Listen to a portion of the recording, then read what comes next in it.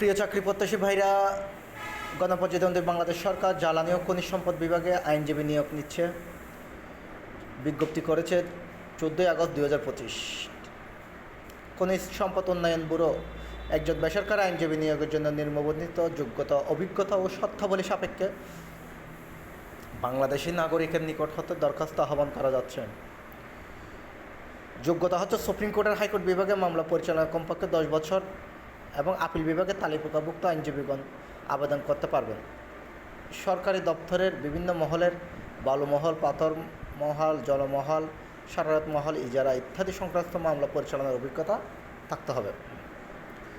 প্রিয় আইনজীবী ভাইয়েরা, যারা ভালো একটা জায়গায় চাকরি করতে চাচ্ছেন বিভিন্ন মন্ত্রণালয়ে, আপনারা দ্রুত আবেদনটা করে ফেলতে পারেন। এটার পাশাপাশি আপনারা চাইলে ব্যক্তিগত আপনারা মামলাও পরিচালনা করতে পারবেন। আপনাদের কোর্টে অনেক ভালো জব, যেহেতু আপনারা বিভিন্ন জায়গায় মামলা করতেছেন, আপনারা জানেন সরকারি জব, সুতরাং বসে না থেকে আবেদন করতে পারবেন। ধন্যবাদ সবাইকে।